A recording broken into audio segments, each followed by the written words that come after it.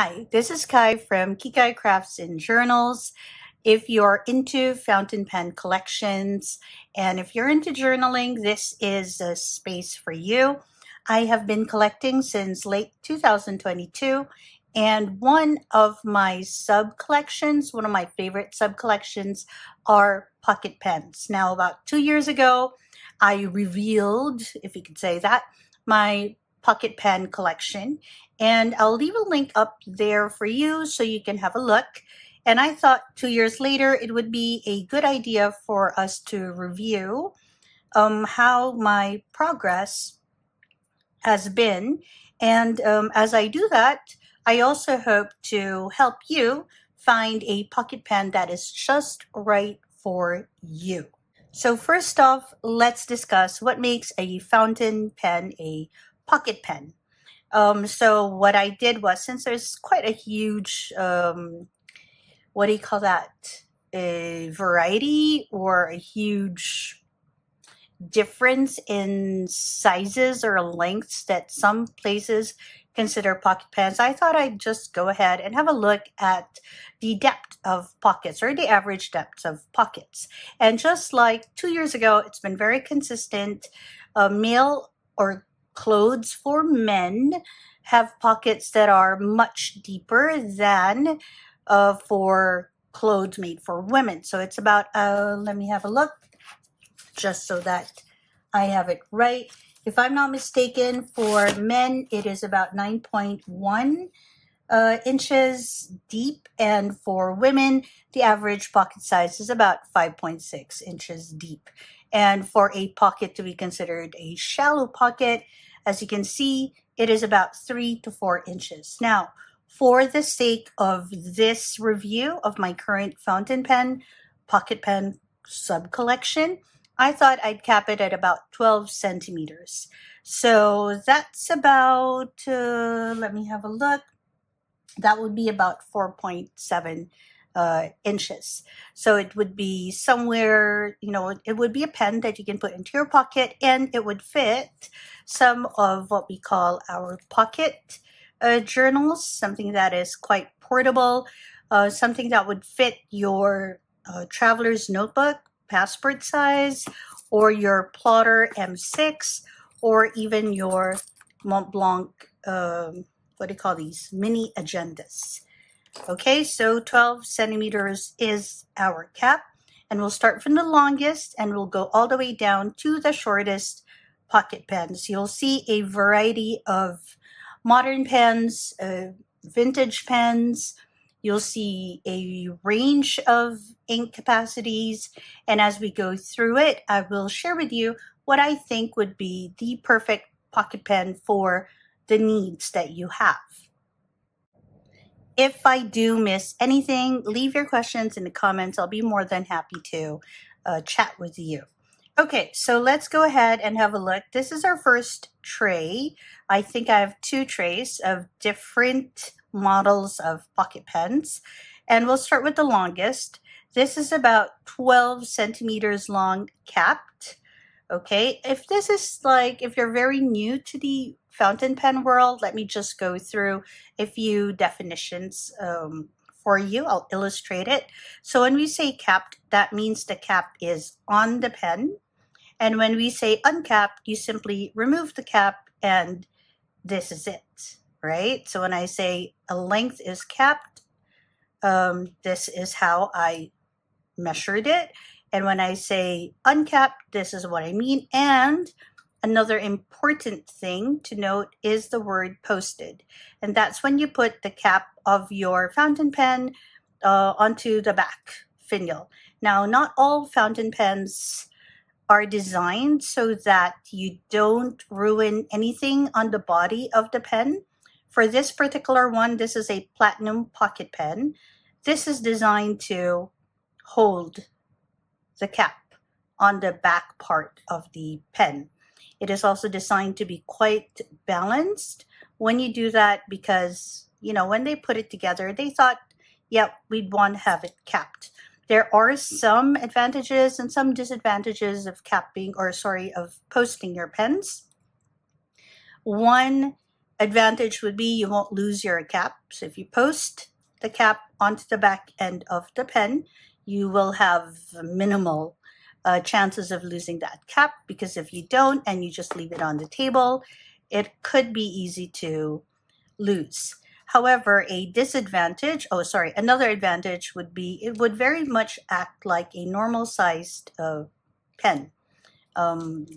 In comparison to if you don't post it, it will feel a little bit short, especially for people with huge hands. Do not mind those scratches. That's my beautiful assistant cat who decided she wanted to play a little bit earlier on. Okay, so those three definitions are very important. This is one of the longest fountain pen, pocket pen in this review. This is 12 centimeters and a millimeter or two. I know I said that 12 centimeters is my cap, but this is called the Platinum Pocket Fountain Pen. And if they do describe it as a pocket pen, then I suppose I can include it in. This is quite an old piece. It's a vintage piece. And I do have some of the notes here. This vintage piece, and you'll see me referring to it because I can't memorize everything, was made sometime in 1970.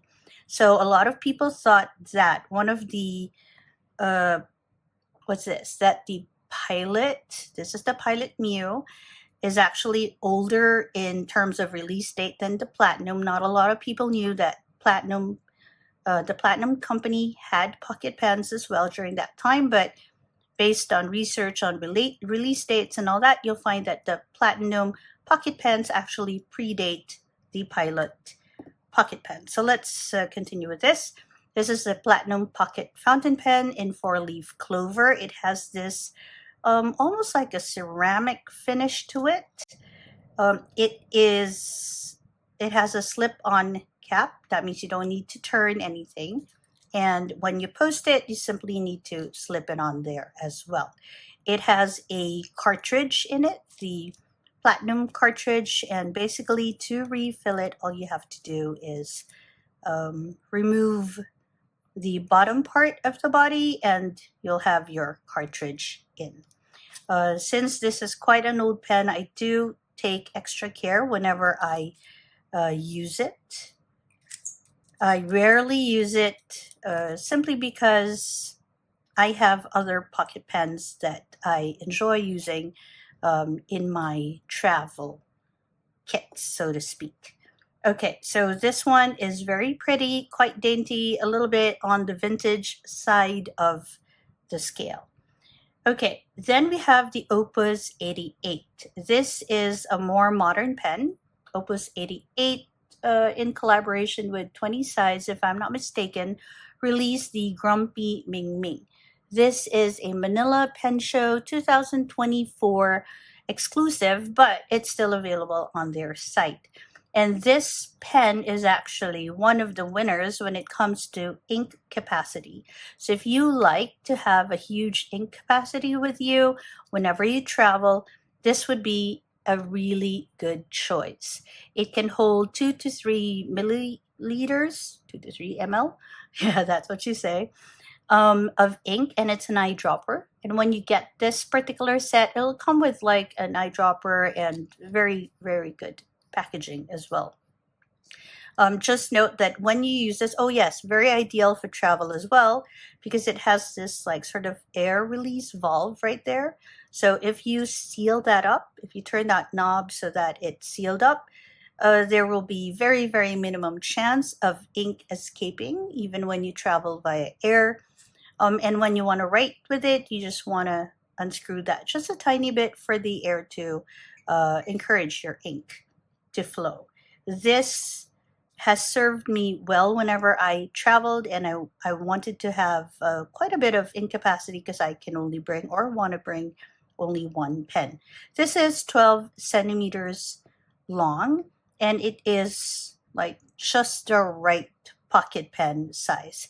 In case you were wondering, I did say I cap it at 12 centimeters because it would fit a lot of the pocket journals. This is how it would look with the Mont Blanc agenda. I think this is the 5 ring. Yeah, the 5 ring. And it'll also work well with your plotter. So if you have a plotter, this is the 6 ring, the M6. Yep, it's the M6. It also works quite well with that. I have the Esterbrook pen clip, like magnet clip to go with that. So you can adjust it. It's perfect. I'm only showing this to you at this point, so you see what 12 centimeters look like in terms of pocket pens and your journals. This is your traveler's notebook.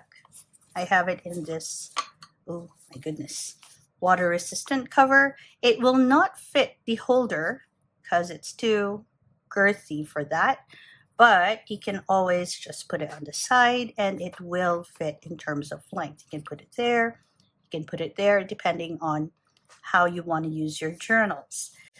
If you have like those little pockets like I do for one of my more used traveler's notebook, it's easy to put in. So that's the length. Even the Opus 88 will fit it quite well. You zip it up and then you're pretty sure that you're all set for your writing kit. Okay, let me take that out again. So if it fits your passport size, then it will definitely fit your A6s, your A5s, etc. Although for my A5s, I prefer the longer pens. Okay, so this is quite good. I really like the design. It's very Filipino. It has this an angry cat on it. I always find this pen very humorous. I love it. Very entertaining. Okay. Oh, this one was released 2024, so it's quite a new pen. Okay. Then we have the Pilot Mu. This is the Pilot Mu Black Stripe. It has quite a following. It is a pocket pen released sometime in 1973. Okay. It is about, let me check my list. It's about 12 centimeters long as well. It's quite popular or well known because of what they call the integrated nib. So the nib and the body of the pen, it's just like one continuous piece. It's, oh, this is quite a chuck it in your bag pen. I really like it for that. It's iconic, but at the same time, it's very suitable for everyday carry. So if you want to make a statement with your pens, you want to carry something around that is iconic, but at the same time, you're not so worried about like throwing it into your bag or using it in rugged spaces, this is the pen for you. Just be very careful with the nib because once that goes out of shape, it'll be a problem. It has a cartridge, sorry, it has a cartridge, an ink cartridge. So that means you just need to bring a lot of cartridges with you and just plug it in whenever you run out of ink. A lot of my pocket pens, except for maybe a handful, use cartridges. The others are eyedroppers. Okay, I want to put that aside because I do want to compare this with the length of another pen I'll be sharing in a bit. Okay, do not lose this ring. It's quite important. Ooh, okay. I like this because this one you can post quite easily. And when you do, it's a very, very comfortable writer. Some of the pocket pens are really just meant for you to jot notes, like short notes. They're not very comfortable for long writing sessions. This one is. In fact, I had this in my bag for quite a number of months at some point, and I still go back to this, especially when I have the Pilot Irizuku Kirisame ink, if I'm in the mood for that. This one often is paired with it. I think they work very good together. Oh, before I continue with the next ones, does the Opus 88 post? It does, but it does not securely post. So I usually just use this directly this way. So if you have large hands, the Opus 88 might not be a pocket pen for you, or if you're okay with writing with a short pen, then large ink capacity is always a winner for that. Okay, then let's go to a pretty pocket pen. This is from Promise of Spring. This is their mini facet. So Promise of Spring is a Philippines-based pen maker. She is quite new to the market, maybe 2-3 years into making fountain pens. She has beautiful resin.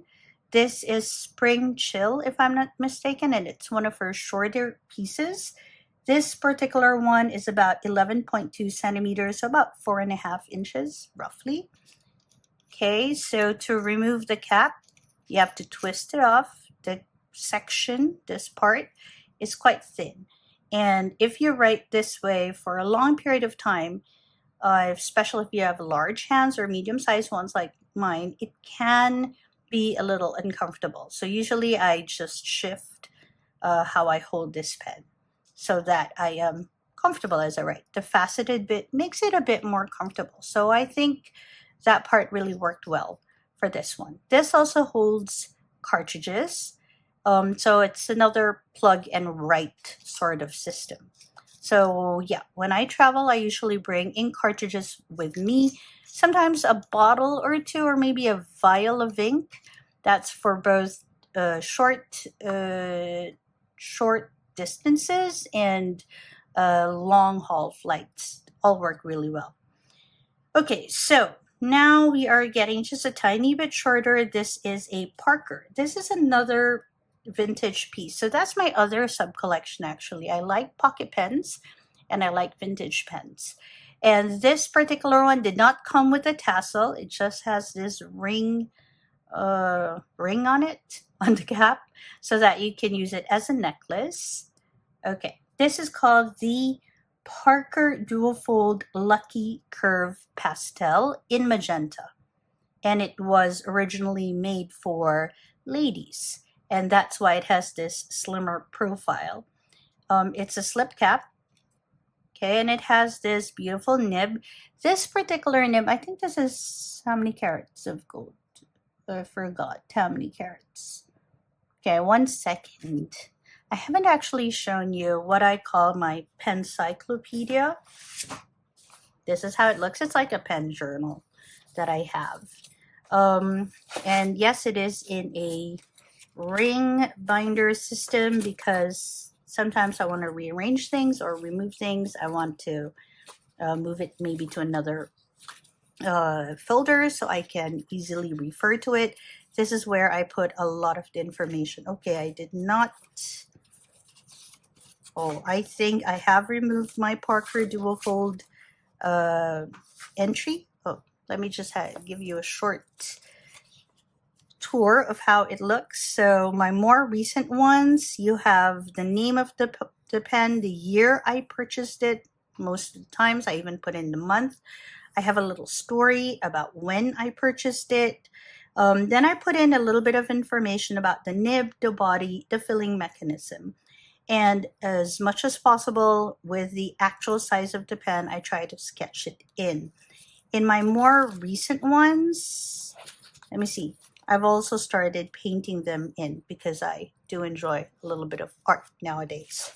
Okay, so I don't know where I left my Parker Dual Fold entry, but if I'm not mistaken, this is a gold nib, and I know that it does offer a little bit of bounciness, almost a flex. A lot of vintage pens with gold nibs are mistakenly labeled as flex nibs because they are so bouncy that you do see quite a bit of variation in your writing that is reminiscent to fountain pen flex nibs. Okay, so how do you fill this pen in? You would think you'd fill it that way. No, it has a sack in, and you have to like put this nib into the bottle of ink, and you need to sort of press this button to suction the ink. This is more of a sentimental piece for me than something I often write with. This was made sometime in, okay, again, I want to make this right, sometime in 1960s, if I'm not mistaken. Oh, sorry, 1920s. And if I'm not mistaken, it was made sometime, yeah, I think sometime around the year my grandmother was born. And so this is more of a sentimental piece for me. Okay, then we have Mont Blancs. Oh, I don't know why I have them in separate form. Okay, so this is the Mont Blanc Mozart. It's quite a pretty pen. This is the Mont Blanc Mozart tribute to Mont Blanc, the mountain range. I really love this because if you see in the section right there, you'll see the mountain range. Okay, if I do have a review, I think I have a review of this. I'll put a link up there for you so you can have a look. This and this. These are my two Mont Blanc Mozarts. And I do so adore them. I use this. This is the Mont Blanc jewelry. What do you call this? Mont Blanc jewelry in Mozart jewelry in platinum. It is my most used pen. I often have this with me, if not always. Have this inked, and I use it so regularly. I love this. Oh, yes. So, because this is inked, I'll pretty much leave it alone. I don't want to have inky fingers. First off, this pen, when it is capped, is about 11.2 centimeters long, about 4.5 inches. This one has a mother of pearl finial right there. Okay. It has a screw cap, so you need to unscrew the cap from the body. And one very good thing about the Mozart pieces and a few other pocket pens, they're really meant to be posted because they do have a thread here that you can use to sort of screw your pen in. And it's secure and it doesn't ruin the finish of the body at all. So this is quite good. This has a cartridge. It's a cartridge pen. So you get yourself an ink cartridge. Mont Blanc cartridges are what I usually use for this, but short international ink cartridges will also work for your Mozarts. They're such smooth writers as well, and I do enjoy that. My favorite always. Okay. Let's move forward. Oh, yes. These pens were released sometime in, 2012, roughly, right? Especially this one, 2012. This one, I've forgotten. But it's quite a modern pen. These are not vintage pieces. Okay, this is a vintage piece. This is a Waterman. This is called the Waterman Red Ripple 52V. It was released sometime early 1920s. Okay. I'm just double checking something right now. Okay.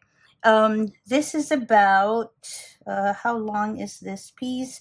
About 11.2 centimeters, 4.5 inches. It has the red ripple pattern on it, quite the sought after finish. I got this like almost brand new. It has a little bit of marking on it. This is just the patina of time. So you can see this is how it looks originally, and throughout time it does sort of dull. This is with is this rubber? I think rubber or ebonite. Please, somebody who knows, leave it in the comments. I will trust you on that. This uses the lever filler mechanism. It's an old piece. So for you to get ink in, you need to lift this up. Okay, I promise it works. Okay. Okay, you need to lift that up and fill ink that way. I also rarely use this pen. I actually got this because of its beauty. So a lot of the times when I do choose pens for my collection, I choose a number of them because of how pretty they look. And because it's a vintage piece, I always try and grab a chance to get my hands on really iconic vintage pieces. And this is one of them. Also, the nib is quite, it gives a lot of line variation. I quite like it for that. Okay. Then we have, okay, so we have two Esterbrooks right beside each other. This is the Esterbrook dollar, and it was produced sometime in 1930s. This is the Esterbrook Niblet, and this was just released this year. This is, okay, so if you enjoy the size of pocket pens because of its portability, but you want it to be quite versatile, so you have different nibs that you can use for it, the Niblet is for you. In a way, it is very much like the older SDs, like the Esterbrook Dollar that you see here, because you can change the nibs quite easily. So the Esterbrook Dollar has this huge nib, and for you to change nibs, literally you just have to screw it off like so, and then find the nib that you want. This also has a lever filling mechanism, so you have to pull that up, suck ink in that way.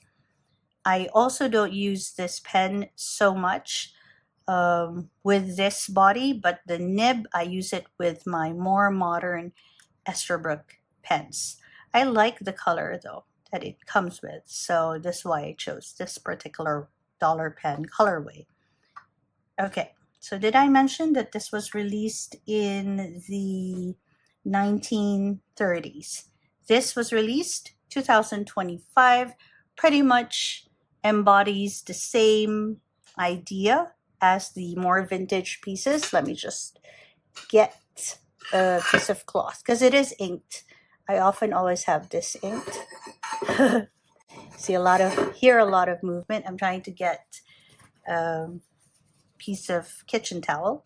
So doesn't need it right now, but I want to show you a little bit of how versatile it is. So if you like, again, the size of a pocket pen, but you want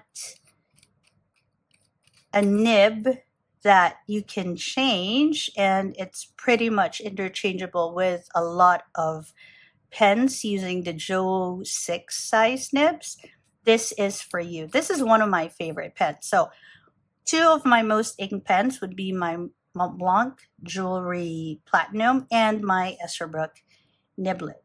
Okay, so it is a pen that you can pose. Again, it has a thread right there that matches the one in the cap, so you can just screw it in and then it writes like a normal pen would. Very, very comfortable. Oh, I really like this. But if say you get tired of using, I often use my food and nib with this because I use it with my art kit. But let's say, oh yes, and it has its own cartridge, converter. This is very cute. It has the Esterbrook logo right there if you can see it. Okay, but it also can work with your regular ink cartridge. But let's say, let's move that away. Let's say you don't want to use this nib anymore, very much like the dollar pen. You can pretty much get any Jovo number 6 nib that you have, or in my case, I do have a few other Esterbrook nibs. Oh, if you want to see all of my Esterbrook nibs, I think that's the complete collection of Esterbrook nibs. I'll leave a link up there. Esterbrook offers so many beautiful custom nibs. All right, let's say I wanted to use the flex nib with it. This is the fine flex nib. Okay, all I have to do basically is literally unscrew the nib from, okay, it's inked, so I need to use this, but otherwise you can just use your, okay, it's not giving away. 1 second. Did it get stuck because of the ink? It has been inked for quite some time. The Fuda has sort of lived in this section for quite a bit. Okay, there you go. So, and then you pretty much want to plug in any Jovo 6 nib into it. Okay, in this case, it's a flex nib, but let's say I wanted to use a standard nib. I can just get a standard nib option. Let's see if I have a standard nib in my set. Okay, this is a broad nib, also from Esterbrook. I can just plug it in and then plug in the converter of ink, and I'm ready to write. Okay, I just wanted to show that, but I do want to leave my food and nib on because I love using this with my art kit. That's why. The ink maybe, ooh, see now I have ink on my hands. Maybe ink dried up a little earlier, so it was a little tricky to remove. Okay, and it's pretty easy to assemble as well. Okay, let's remove this now. Okay, so this is my first tray of pocket pens to share. Again, if you're looking for a very versatile pocket pen, the Esterbrook Niblet, that's what you call it, is perfect for you.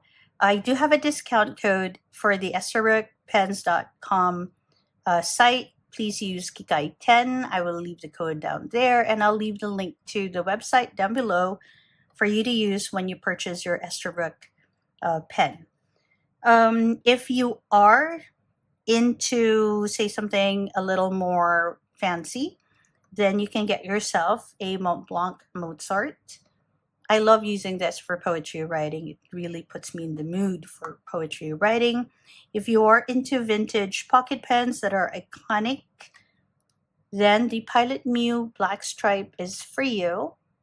I love this. So easy to carry around. And if you like huge ink capacity, then the Opus 88 is a pen that you might want to include in your rotation when you travel. All right, so that's pretty much the first pen tray. I will now go and share with you my second tray, and it will get smaller and smaller as we progress, or shorter and shorter as we progress. Okay, so I thought we should leave our longest pocket pen, and maybe I need to add a Lamy. This is a Lamy Safari for you to refer to. It's quite a ubiquitous pen. You see this in a lot of collections. So I'll leave that there so you can sort of have a visual comparison on a standard, roughly a standard length. The longest pocket pen that we have, which is about 12 centimeters, and then just a tiny bit over, and then the Esterbrook Niblet, which was the shortest in the previous tray. We're now going to move forward, and it will become shorter and shorter. So I suppose at this point, the question is, why do you want to have a pocket pen? A lot of us have different reasons. For me, I really like how cute they look and how portable they are. I can just chuck them into my bag. I prefer smaller bags, especially when I travel, especially when I go and journal in some spaces. I want to travel light. I want to move light. And so a small pocket pen is ideal for me. I want to know why other people use pocket pens. Is it because of your hand size, or are you like me? You just like the cuteness of it as well, or you like the portability of it? Do leave it in the comments. I'm quite curious as to why you are looking into getting a pocket pen, fountain pen. Okay, so let's move forward. We've talked about which ones would be for those who like a huge ink capacity, for those who like versatility, for those who like vintage pieces, for those who like fancy fountain pens. Let me show you another one that is also for those who like fancy fountain pens, but also like uniqueness. Okay, and these, because I do have 3 of them currently that I've taken out. This is called the Mont Blanc Bohème. Of these 3, my favorite is, of course, the Lacquer Pearl. This was released in 1999, and I think they ran this particular model all the way to 2015, if I'm not mistaken. So this was released 1999. This one was released 2000, and this one was released in 2005. This is the youngest of all of these. This is called the Mont Blanc Bohème Lacquer Pearl.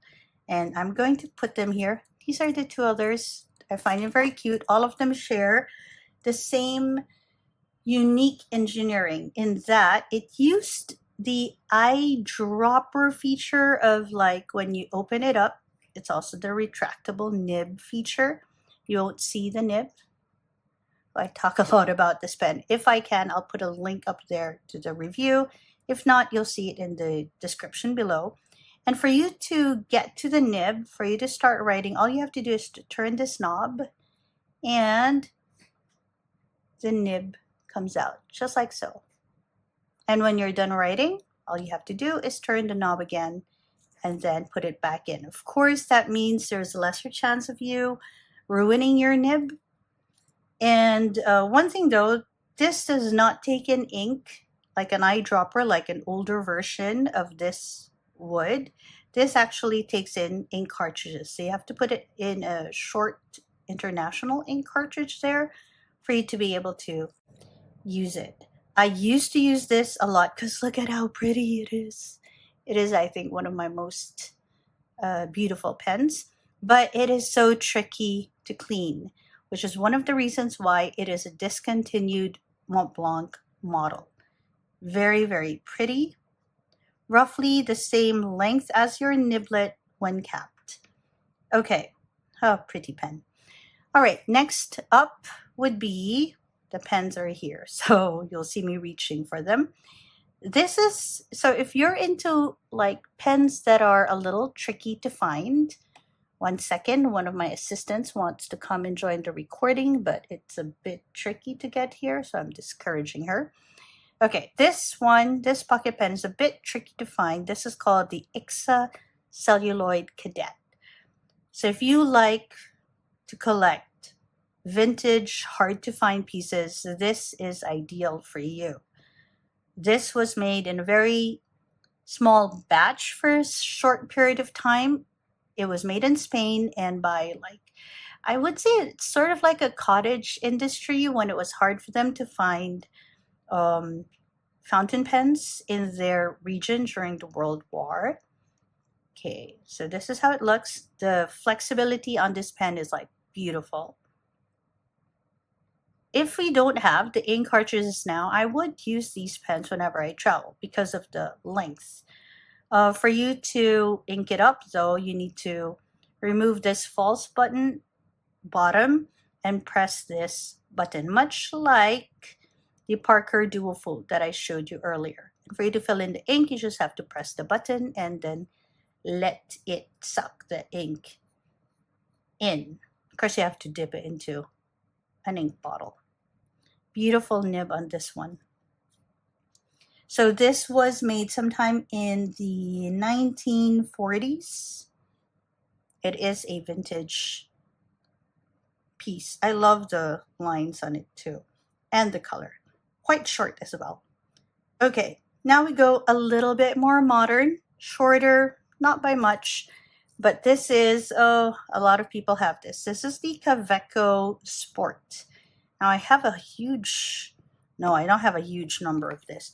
I used to, and I did put them into the Galen Leather 14 pen case. That's another good thing. If you have pocket pens, you can bring your whole collection with you and it won't require a lot of space. This is, I used to have, I think 20 at one point, but now it's less than 14.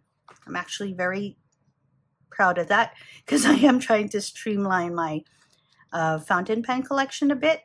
So this is what I do have. This is one of my favorites. This is the Orangina. This is a Galen Leather release. And then you have the brass, you have the Little Witch and the Hello Kitty. Okay, so I'm not going to go through the whole collection. I'm just telling you it's quite a nice sub collection too, if pocket pens is something that you would want to really explore. Okay, so this is the Ebonite though. This is their anniversary piece. And the Kaweco Sport is about 4.2 inches long. It has a screw cap. It has a tiny nib. I currently have the dentist nib. If you're not aware, Galen Leather has a few custom nibs for their Kaweco pens.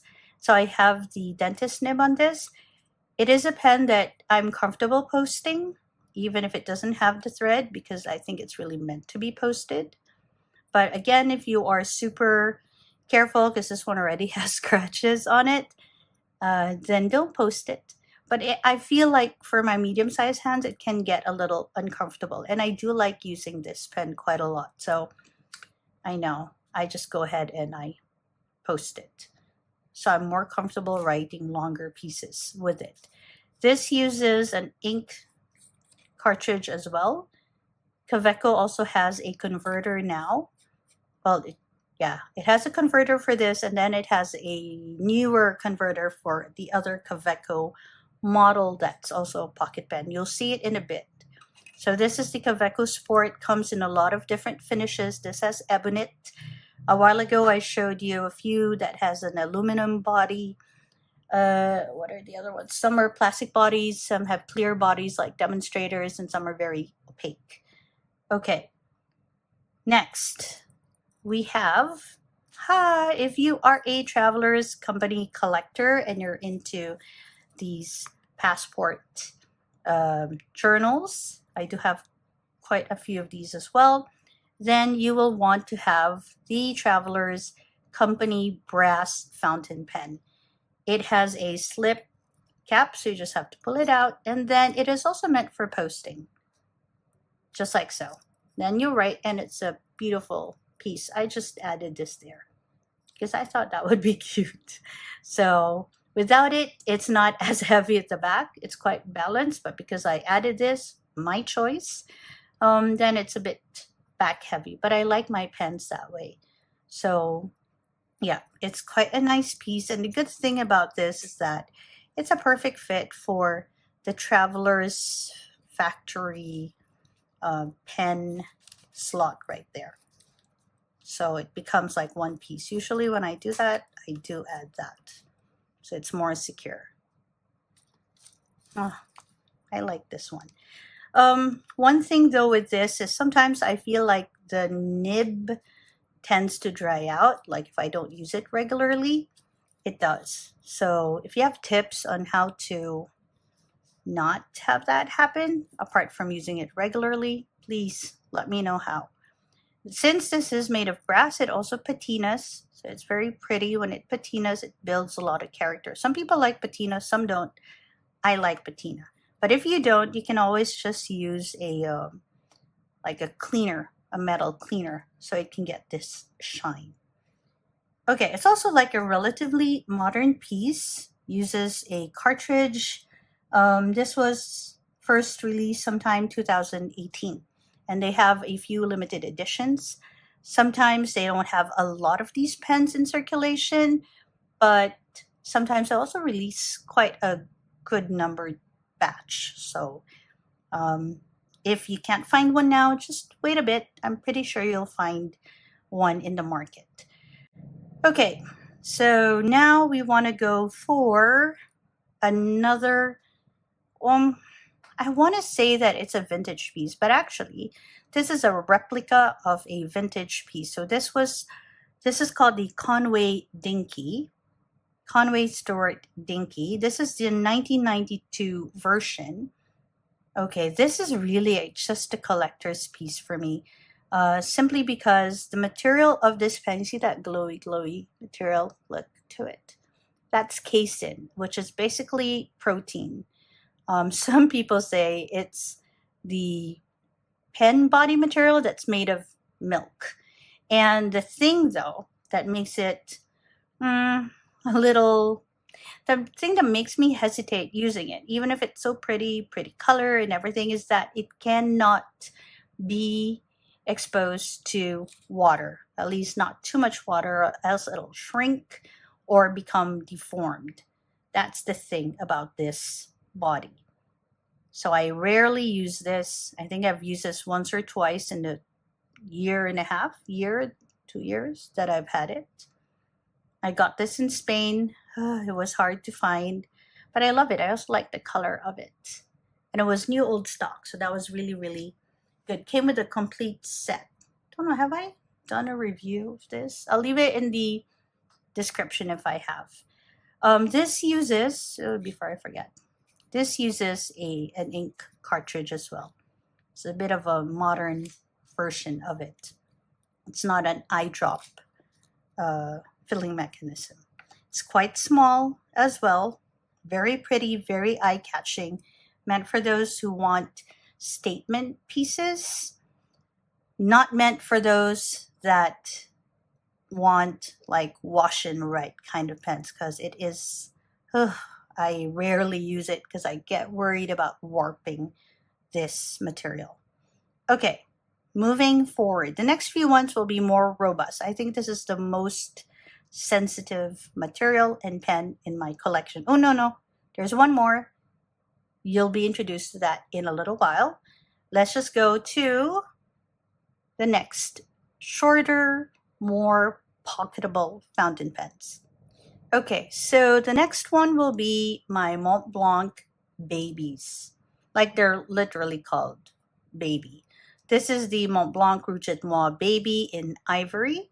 And this is the Wes Anderson collaboration with Mont Blanc pen.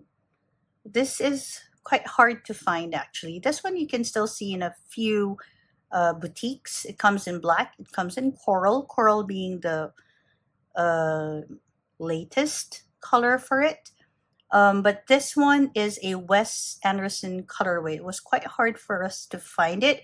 And if I'm not mistaken, it's the most expensive pocket pen, fountain pen that I have. So this comes with that huge Mont Blanc emblem on top. It is about 4 inches long when it's capped. It has a slip cap. That's how the nib looks. Tiny nib. It uses an ink cartridge as well, so it's very convenient for traveling. You just plug and write. Okay. I use Mont Blanc ink cartridges, but you can also use short international cartridges. And it's meant to be posted. So you see, again, it has that thread right there. Otherwise, I wouldn't post it because of this enamel finish that can sometimes be easily scratched. But because it does have that thread, it's easy for posting. So it becomes like quite a good sized pen. Not too long, perfectly balanced. I really like the balance of it. Okay, it's the same for the ivory. Exactly the same model for ivory. Okay, sorry, there's a cat here. My cats are always leaving their marks behind. Slip cap. This one has a rose gold nib and section, and also uses an ink cartridge. This is not inked right now. This one is about done with the ink.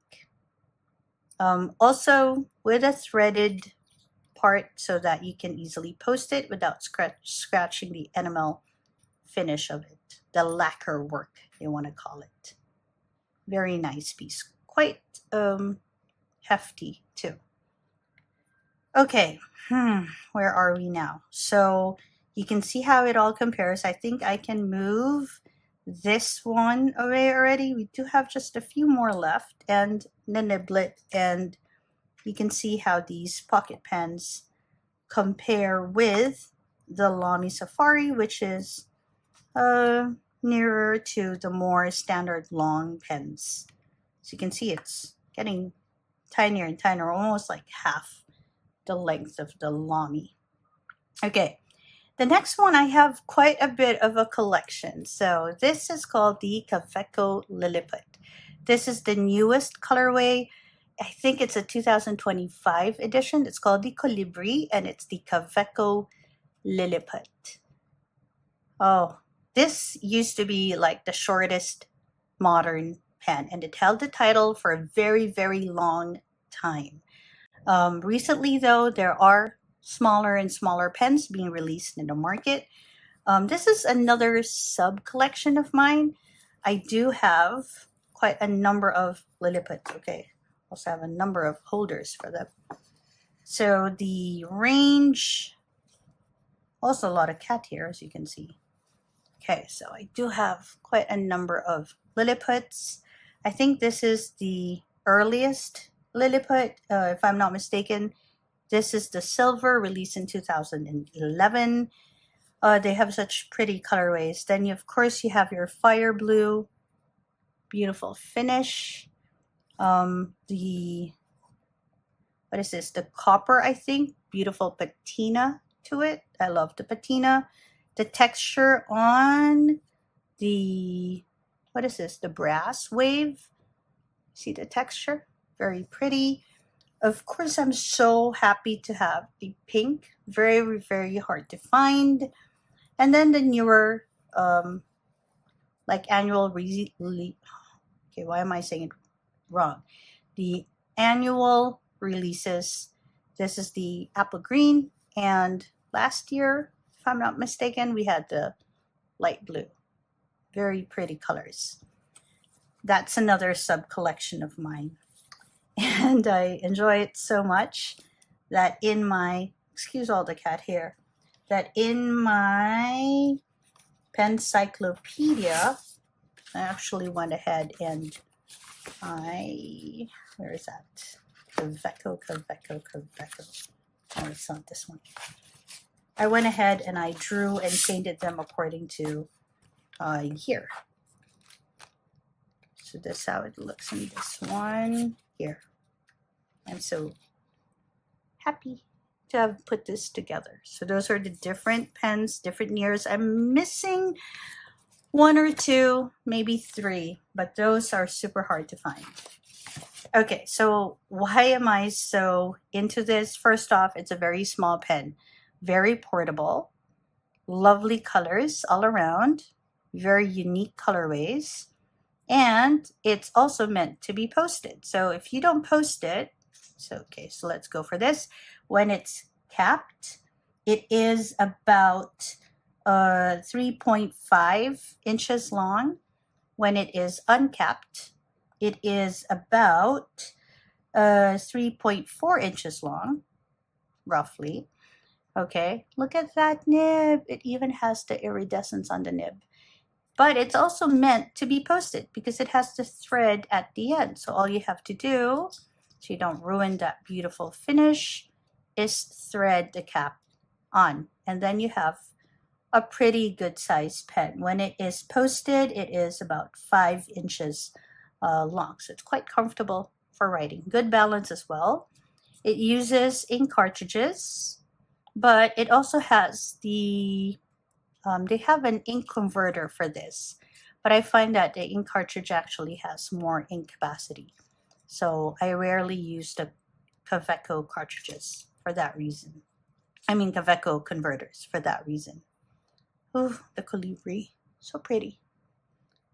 Okay, then we have vintage pens. So this is my oldest pen. This is a Waterman. It's called the Waterman 442.5V, and it comes in vine or etched vine finish. Okay, very much like the Bohem. When you open it up, you won't see the nib. So this is what you call a retractable nib. And for you to get that nib out, all you have to do is turn the knob and the nib comes out. The thing is, because this was made 1910, this is still an eyedropper. So it doesn't have an ink cartridge. So all you have to do is to literally drop your ink into that cavity. So when you open it up, you have to open it up with it vertical so you don't spill the ink. This is quite a short pen. If I'm not mistaken, this is also about 3.5 inches, just a tiny bit shorter than that. So if you compare it to, say, your Lamy Safari, it's about half of it. So if you're into vintage fountain pens that are iconic, good engineering, very pleasant to look at, also beautiful writing experience because the nib is gold and it does have a bit of flex, then Waterman 442 is a good match for you. I have it in engraved vine, that's what you call it, engraved vine, and in another model called Day and Night. Pretty much the same, also a Waterman 442. Also with a retractable nib. You still need to turn that knob so the nib comes out. Beautiful flex on this one as well. This is inked and so is this, so I'm a little bit careful. Now we're down to our last two models. Ha! Remember I told you this was the shortest modern fountain pen for a long time? Well, it did have competition. That's when the Wancher Puchico came into the picture. Okay, so this Wancher Puchico was released, what was it, last year? 2 years ago? It's quite new to the market. This one has a brown and gold finish. More common ones are blues, pinks, also a white one that I really like. It's tiny.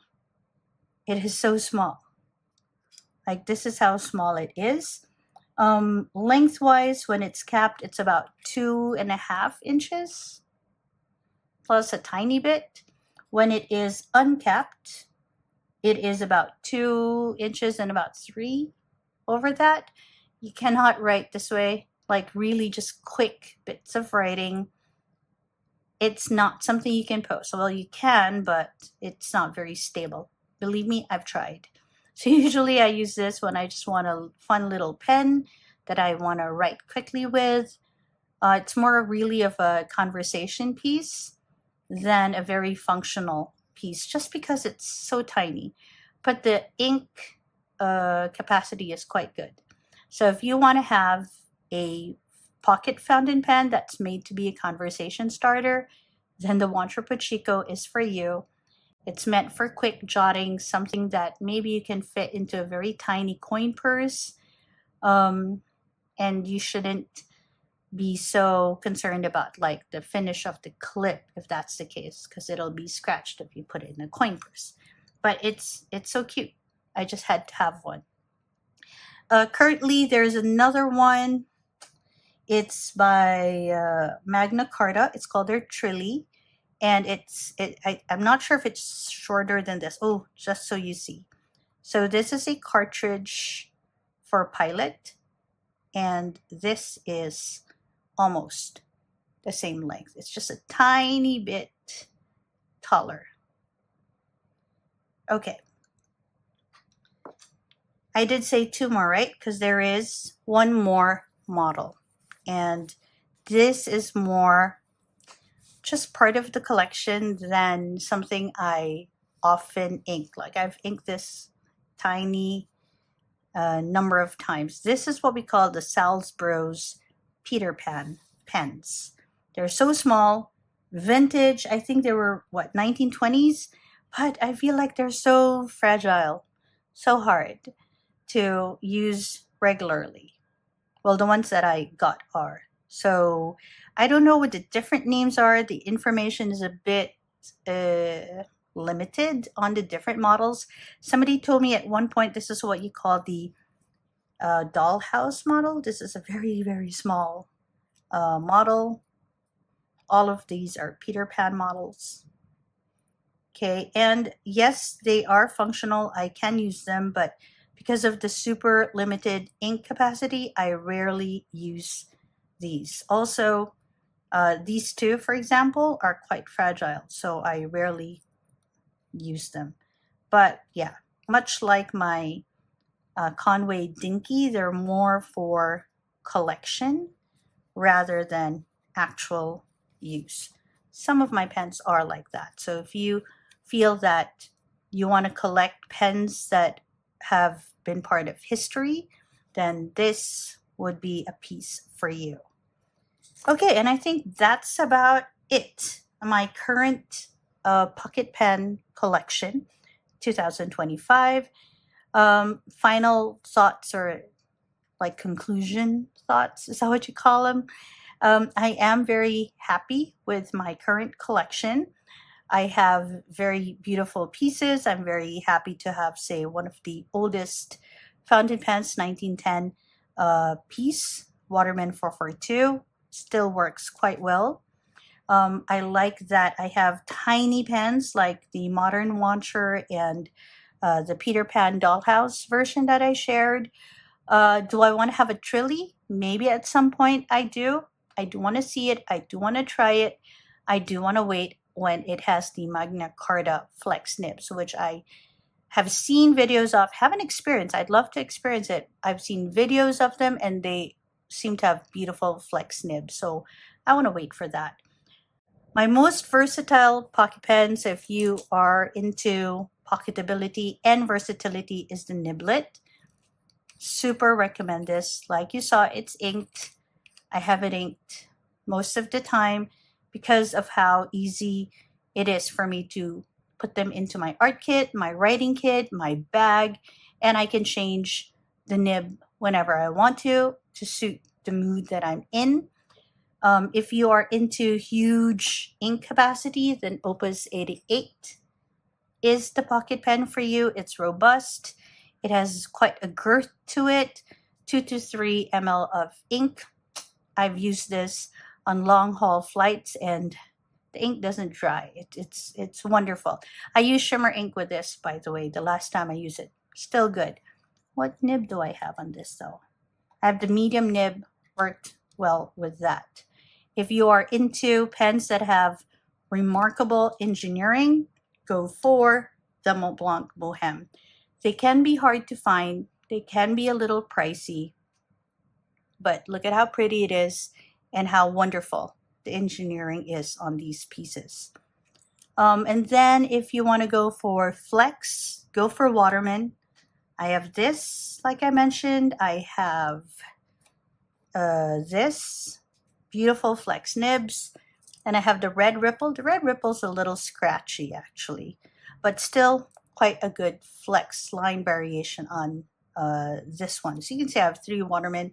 Hard to come by, but whenever I find one that I like the design of, especially smaller ones with the silver overlay, I try really hard to include it in my budget because they are hard to find.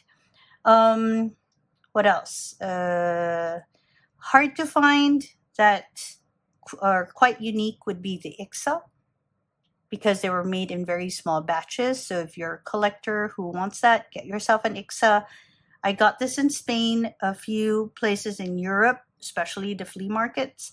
I was told that they have quite a number of these, not in very good condition, but maybe you can find one that is, or you want to restore it. That would also be good. And then my most expensive definitely is the Wes Anderson, but my most used pens would be my, where did I put that? My Niblet, for sure. And my jewelry. These are